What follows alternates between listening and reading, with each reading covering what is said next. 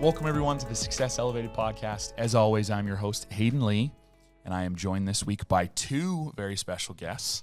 I'll start with the SOS guy, Bryce Johnson, VP of Sales over at Spot On Solutions. Bryce, thanks for coming on the podcast. Thanks for having me on, Hayden. I don't know if I would have led with me. I don't think I'm quite as special as Claire here, so.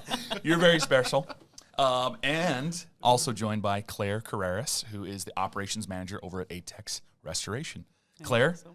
Thanks for coming on the podcast. Yeah, man, I'm super stoked to be here, Bryce and Hayden. This is fabulous. My first podcast experience, so we'll see how this goes. We'll hope. I'm hoping this doesn't ruin podcast for you, but hey, it's going to be good. Great host. I was on the podcast last year, my first time, right? And I was nervous, but he does a really good job. Yeah? So Okay. This will be fun. Yeah, it'll be great. This will be cool because we get to talk about all things Claire and ATEX, which will be awesome. So. Let's start first, and this is kind of something we've been doing for everybody we've interviewed, is let's talk about your background, like how you got into restoration. Where did your career start? I would assume you probably haven't been doing restoration your whole life? No. You know? Surprisingly. Surprisingly. I have not been doing restoration my whole life. So I guess quick capsule here. I'm from Canada originally. Cool. So I immigrated down here, unfortunately, right as COVID was breaking out. Oh, wow. And it did a tremendous terror to my immigration and all this kind of stuff. So long story short, I actually wasn't able to work until about 2022. Oh, so gotcha. I was kind of landlocked here, unable to, be employed within America. And so that did a lot of damage to my resume. Of course, now I have this big gap, and everything previous was from another country. So when I was ready to rejoin the workforce, I had a really hard time getting anybody to look at me seriously because I just looked like a foreigner who hadn't been working for several years at that point. So Gotcha. I was very, very fortunate to get my foot in the door with a restoration company. Yeah. And I'll be perfectly honest, at that point, I was frantically just putting resumes everywhere and anywhere because Someone hire me, please. Like, I'm dying. I need to go back to work. And I was able to get an interview. And we did, a Zoom interview and it was a Paul Davis Gotcha. in Austin. And I thought the interview went okay. I kind of had a feeling that maybe they weren't going to go with me. But then a couple weeks later, I got a call to come in and do an in-person. I crushed the in-person, and I ended it with, I would like to leave here today with a job. And he kind of said, well, no, we need to talk about it. We need to think about it. I'm like, oh, no, it's like they're not going to go with me. Dang it.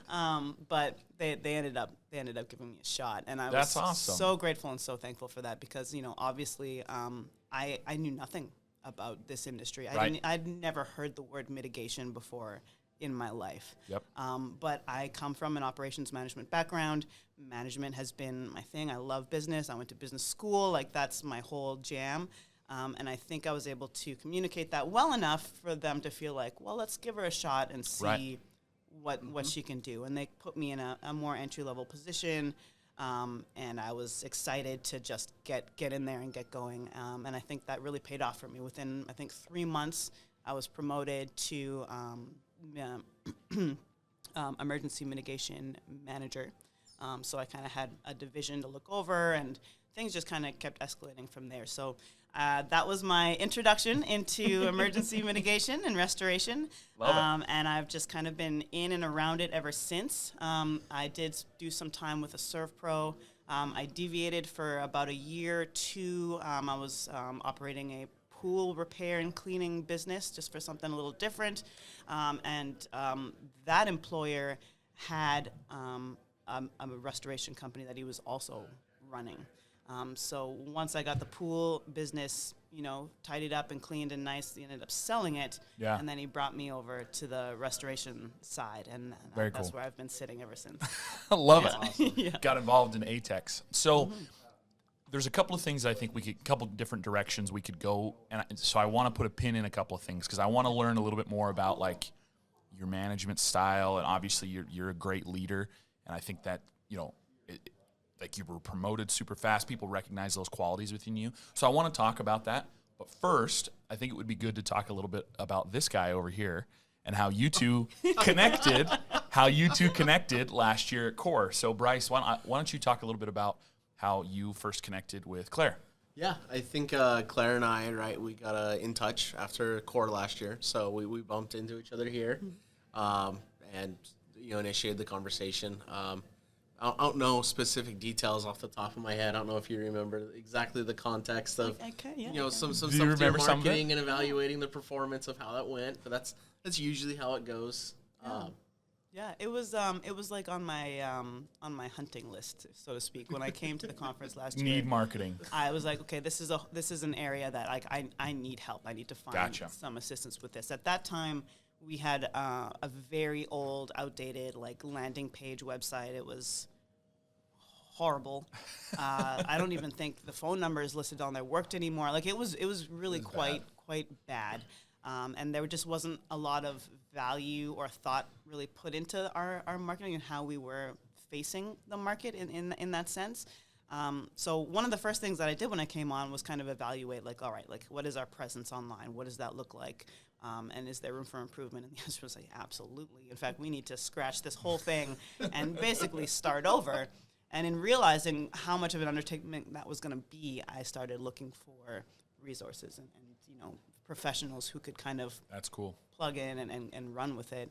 And I met you at the booth last year, and I was just like, oh my goodness, okay, this sounds like exactly what I'm looking for. This is what we need. Yeah, and we had a nice little one-on-one kind of discussion about where we are, where we're trying to get to, and what they offer, and how what that would all look like. It was a really great presentation, actually, like beautiful slides, and I think she's everything being was extremely branded generous. to my I've business. seen some of the slides. They're okay. Yeah. No, It I'm was just kidding. I'm amazing. just It was kidding. amazing. So you guys did all of that, and then my employer actually, I guess he didn't realize that I was so hot on the trail of getting it all handled, and he actually went and hired somebody else. And I was a little upset about that because I was so stoked on what you guys had presented. But I was like, okay, this is what the boss wants. So we went in this other direction, and I could Claire, see pretty quickly that they were going to fumble the ball. And you did a really good job of letting me know what was going on. I think that's one of the biggest frustrations about someone in my position that's doing any sort of consulting is when you're talking with someone and things all by appearances check all the boxes, look good, and then you get ghosted. and then all of a sudden no response, right? Yeah. And then you got to walk the line of, okay, how persistent do I be without becoming like a pest and being annoying? Yeah. So Claire Claire did a good job of just Yeah. eliminating any of that question. Be like, And this is what's going absolutely, we on. just like, okay, Yeah. you guys made another decision. That's fine. Hope it does go well for you. Yeah. And it didn't. So then I was like, Okay. Yes, All right. I got a call and a voicemail from you one morning. I think before I was even in the office because of the time difference. And I was like, all right, looks like we're we'll back talk on. with Claire We're back again. on. All right, that's great. It's a great way to start the day. yeah. That's awesome. Yeah, so I mean, it kind of, we went all around and kind of explored a different route, and I was like, oh, this is not going to go well for us. Yeah. For a number of different reasons. So came back, said, hey, can we revisit this, because I really think that you guys are the right fit for this. And they jumped on it. We got everything going.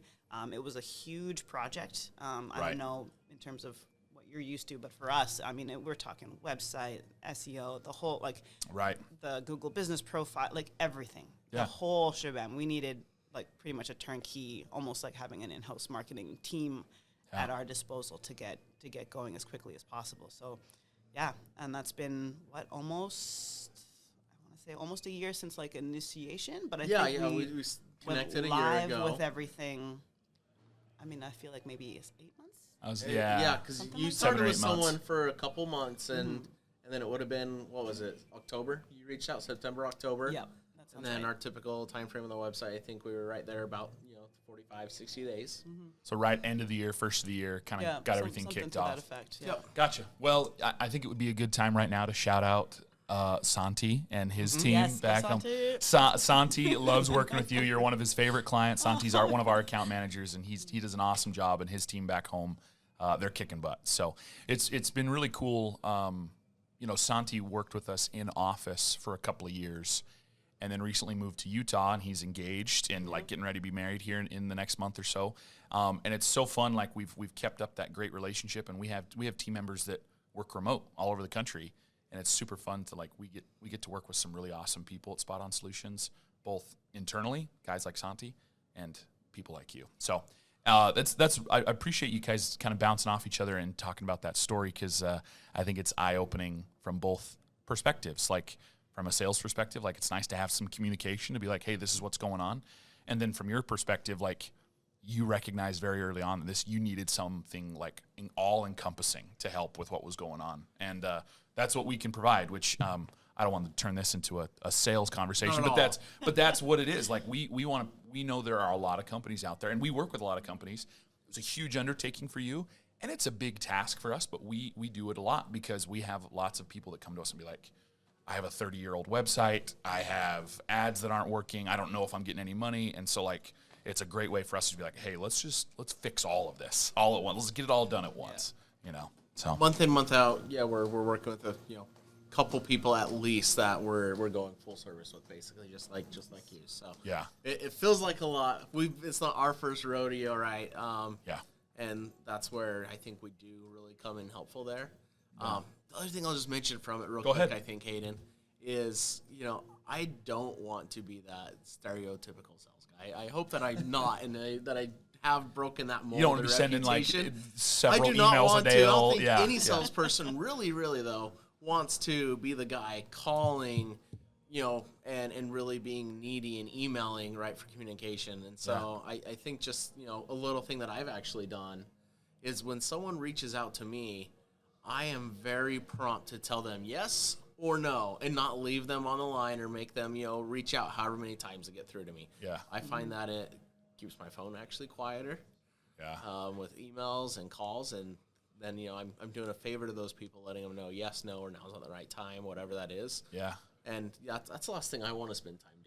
Is, hunting people down, so to speak. And that's a good tip for people that are getting, any business owners getting sold to all the time. Buy this software, buy this program or whatever, buy this coaching. And if you really don't need it or don't want it, like it's best to just communicate about it and get it over with. Yeah, so that the person can kind of check that box and get it off their list. Like I'm very sensitive to that because I'm familiar with what that looks like, and you have to you have to follow up basically until you get that hard no, or there's a timeline imposed. That's the job, right? Yeah. You have to keep following up. So I always take it very seriously to let people know what's happening and what's going on, just so that they can continue on with their day. Maybe there's somebody else that they can focus on in the meantime, and not leave people hanging. Well, or in your case where you could be like, hey, now is not the right call me in a couple of months or whatever. You ended up calling Bryce, but for whatever reason, you could just be like, hey, this happened. Call me back in a couple of months. We'll see how it's going. Or, and then Bryce can put it, okay, hey, I won't bug you until this day. And you don't have to worry about me harassing you all the time because I don't know what's going on, So, okay, we're going to come back to the thing I put a pin in because I think it's really awesome that you got promoted so quickly at that first restoration company. Operations management is a big part of what you've done over your career, it sounds like.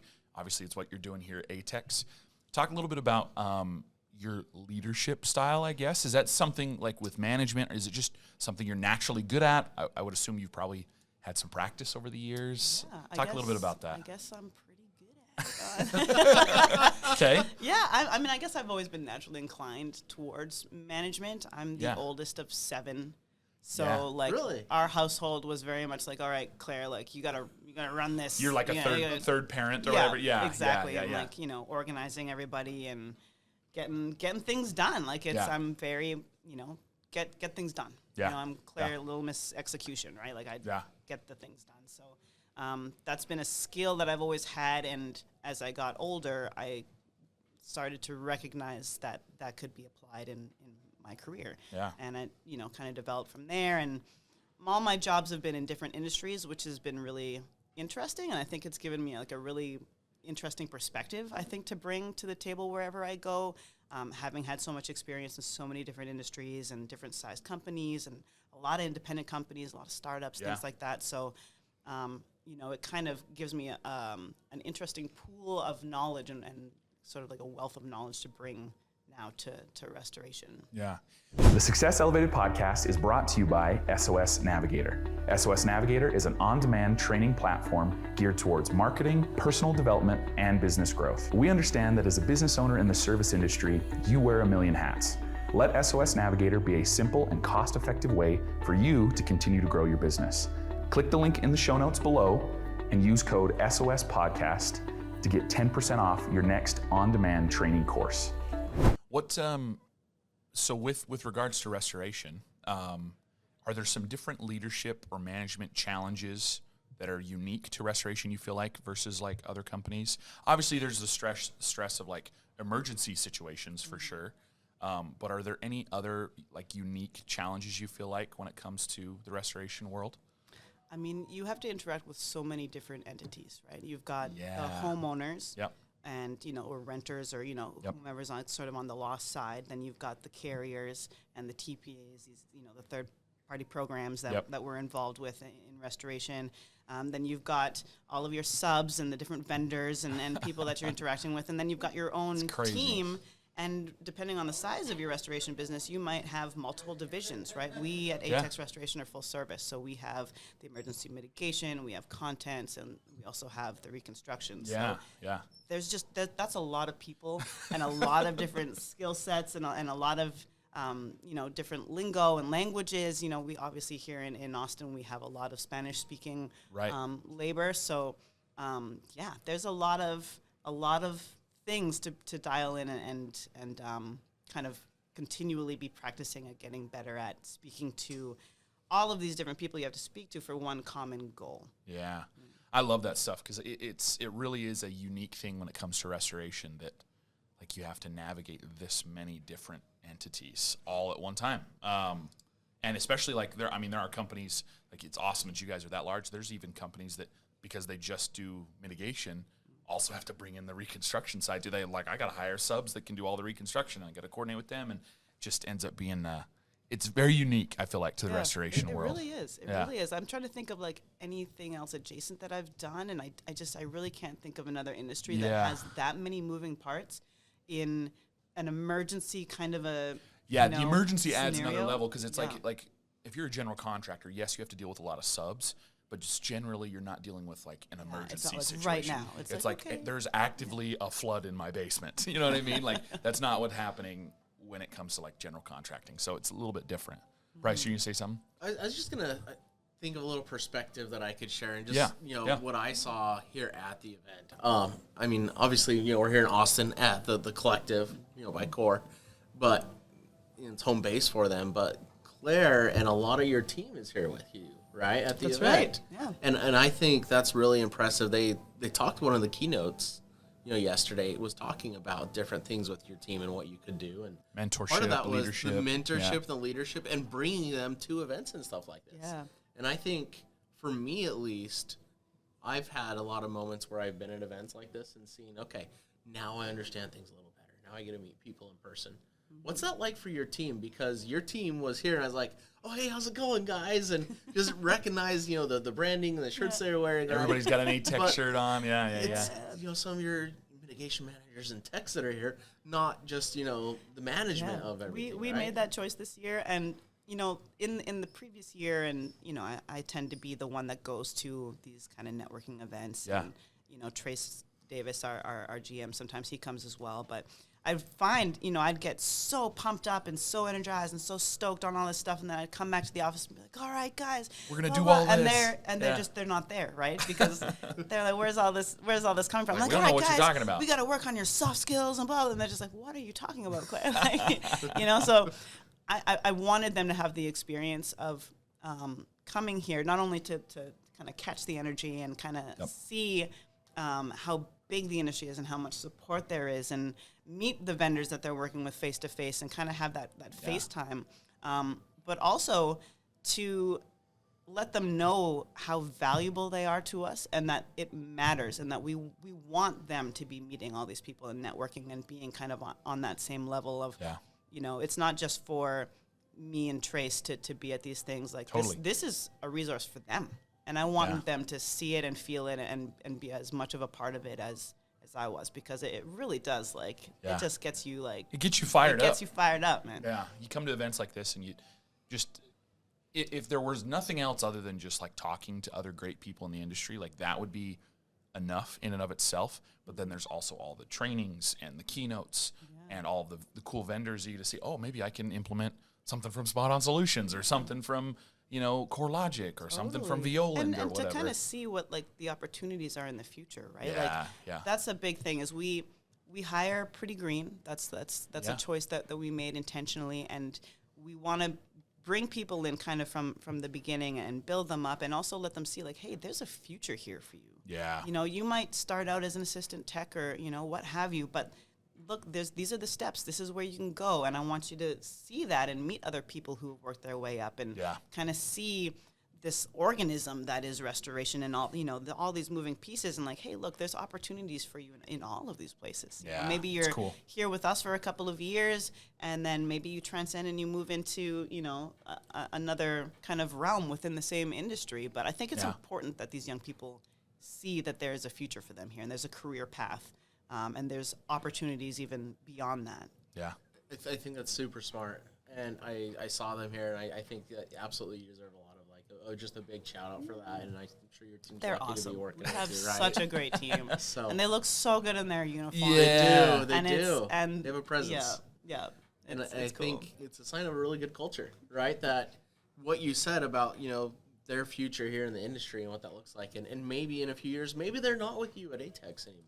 Maybe they've moved up and there's opportunity there, like you said. But I think that's a sign of really good culture that you have someone that does a really good job, that grows and develops, and ends up going somewhere else, whether it's with the company or elsewhere, and you're celebrating that and helping them get there rather than just leaving them kind of feel like they're just stuck as a cog in the machine, someone that's hired green and just going through a lot of churn.